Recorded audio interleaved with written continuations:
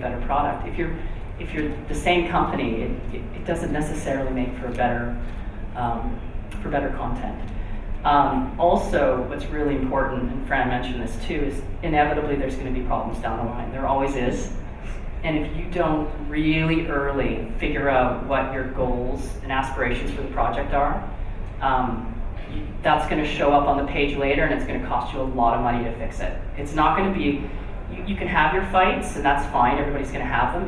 It's the money, it's the overages you're going to incur if you don't fix that stuff early. And the number one thing I would say is meet your partners face to face. Do not try and do this over the phone or a Skype. In our case, when we decided we were going to go ahead, they were in Perth, Australia. You couldn't be further away. And so we heard that they were going to go to Science Congress in San Francisco. And so we had not planned on that. It was an expensive trip that we were not going to do. But the minute we heard that they were going, we jumped on a plane and met them. We had dinner with them. We had like 3 meetings with them. We walked through the project. We walked through projects we'd done in the past. We walked through what our production companies looked like, what our teams looked like. We showed them pictures. Like, we did all of that. It was like, dating.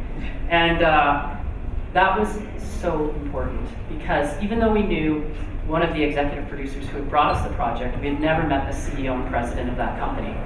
And I can happily say that we're all really good friends today and planning on doing more projects together, but that's because we went through that. It is worth the money. The other thing I'll say is make sure you budget to visit one another during the production, because if you don't, you can lose touch. I mean, this took us over a year, and I had the benefit of getting to go to Perth. I was very glad for that. But it was so invaluable. I went during the editing, and it absolutely made the whole process go so much more smoother, because they got to see my face while I talked about notes and things that Canada would need that maybe they weren't considering. It didn't become, an argument. And then the how, which is probably what most of you are interested in. I'm going to go through this quickly, but certainly I'm available for any questions later. And if they bleed past the session, I'm more than happy to answer any of them. Breaking up the work. So this is a big thing that comes up right away, and it usually comes up when you're talking to the co-producers that you want to work with. Right away, they're like, "What are you going to do? What part of the project are you going to do? If we're going to split the spend, where do you want to have the money on your budget?" So there's 2 ways usually to do it. If it's a 6-part series, each of you can take 3 episodes. Personally, I don't like doing it that way, but I've done it that way. The other way is that you each take a part of the production that your company is good at and take it on. So for example, our teams here in, not here in Banff, in Toronto, are some of the world-class docudrama teams. I mean, they're making stuff that you guys are seeing, sometimes service producing, but you guys are seeing this in theaters. So what we did, in fact, that's a picture of Tim Walikachuk, who's one of the greatest docudrama directors we have in this country. So what we did was said right off the get-go, it makes sense for us to do all the production, and also we have the locations that are going to look like France at the end of World War II. Australia is not going to have that. So that was easy. And then we were like, well, what are you going to do on your side? Because we have a lot of great post-production facilities and houses and CGI teams, but certainly you got to split the spend somewhere. They happen to have an in-house, offline and online edit studio. So and they had incredible relationships, which Australia has, great CGI teams.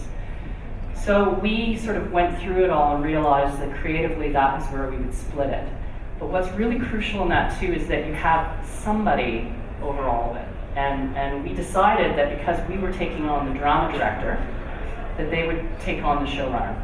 So we wrote the script and directed the drama, but they supplied the showrunner who oversaw the entire production from top to tail. The Australians did. And that was perfect because we all felt accountable, we all felt responsible to the content. It was shared responsibility, and none of us ever left one another high and dry through the whole process, so it was really great. The other thing is communicating the editorial. storytelling across the miles is really hard. And even though you think, Australians and Canadians are really similar, there's a lot of differences too. And the way we tell stories can be different. And that doesn't mean it's better or worse. It's just that when you're trying to tell a World War I commemorative story, you want your guy on the air more than their guy, like you just do. So making sure from script stage that we were on the same page editorially, and then also recognizing very early on that we were going to have different versions. It just was going to happen. And you can pretend you're not going to. You can say, we're going to do one version and everyone's going to love it, and we're going to convince them, I know my broadcaster, they're going to like it. It's not going to happen. You should always budget for your different versions between countries, because if you do it, then it's there. And if by some miracle everyone wants the same version, that's great. But if later you're trying to cobble together the money for your 4 versions, it can be devastating. And that goes to this slide, which is bringing it home. As international co-productions are amazing. BGM is a global company, but we are proudly local. And one of the things that we think is really important is that while we're working on these co-productions, we're also thinking about what we can do in the domestic market. So versioning, which I just mentioned, super important. We did it. We have a Canadian version, we have an Australian version, and we have a UK/international version. And actually, the Australian and Canadian version are the same length, but they're very different because, of course, we wanted to feature Arthur Curry a bit more, they wanted to feature Monash a bit more, but what's amazing is what's the same. So when I got to watch both of them, the stuff that's the same is the universal truth in these stories. The stuff that's different is sometimes the representation. Domestic assets. They brought a little small crew over while we were shooting. It was just shooting domestic assets for their, both for their broadcaster and also their funding agencies. So they were interviewing their Australian actor who we flew over. They were interviewing the Australian showrunner. They were making sure that they were looking at the behind the scenes through the lens of the Australian producers. And we did the same thing. We did all of our assets for our domestic market, for social media, for marketing, whatever we could. We just made sure that we each did that independently so that later we wouldn't go, oh God, I wish we did that. We also took part in CMF's digital initiative, which was amazing. We got funding from the CMF, and History was really excited about this too, which was a digital component. It was an accompaniment to the 2-hour special, where it was just for Canada only. So it had its own budget. It was part of the larger budget, but this one had its own budget. And we got to concentrate on just Arthur Curry for this. I'm going to show you it. It's just over a minute. We did 5 of them. I'm so proud of them because they're little graphic novel webisodes. And we would not have done these if it wasn't for CMF. And also, what was fantastic was that it was a push for us to do something that was for our territory only, and they got viewed so many times. It was and also brought in a younger audience to this content, which we were really excited about. Try to imagine this. You have some experience teaching and selling real estate and training a local militia, far from any real conflict. Then World War I breaks out. Soon you're leading epic battles that will reshape history. And just 7 months in, your troops get hit with the world's first major gas attack.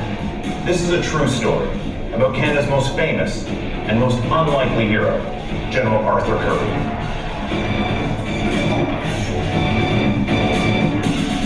April 1950.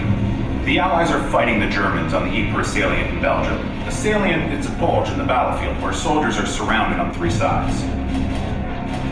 The Germans pump 160 tons of flesh-eating, lung-burning, chlorine gas over Curry and his troops. Using gas is an unexpected and horrific new weapon of war. Some soldiers try urinating on their handkerchiefs to counter the effects. Curry comes up with a plan. Step 1. Dodge gunfire, find the British Major General, and demand more backup. Kinda sounds like abandoning ship. Some thought so, but no. Curry gets back on the battlefield to face the gas with his troops and inspire a comeback. Then, mount a startling counterattack. As a reward, Curry's given command of about half the entire Canadian military. He's gone from real estate guy before the war to leading the first ever victory by a colonial nation against a European power on European soil.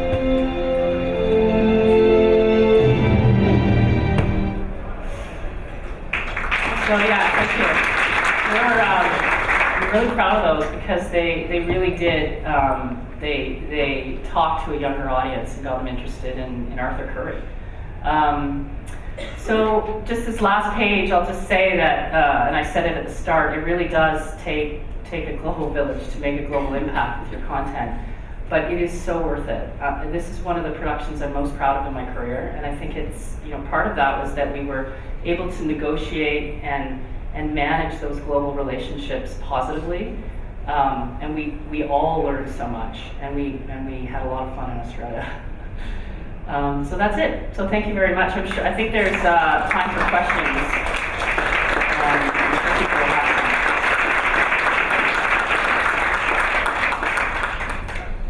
Are there questions? Wait for the mic. Thank you. Thank you. That was brilliant. What would you say is the biggest challenge, perhaps with your next project? It's something you might decide to do differently? I would say that the biggest challenge, and I mean this in the best way, is having 4 edits going at the same time, side by side, to keep all the broadcasters on board. And making sure, and not having 4 editors, because you can't afford that. So what happens is, we had 2 editors, each on an hour. And when I went to Australia, they had 4 screens. And what happened was, when we made changes, they were good changes, so you wanted them on all 4 versions. So then they would have to go to each version and make the change. It's not easy, and they were wizards at it. I wish there was a way we could figure out how to do that a little bit differently, because it was time consuming. But it was worth it, because the broadcasters were happy, and we kept fine-tuning the editorial all the way through. Was there an original, were there 4 shooting scripts? No, there was 1.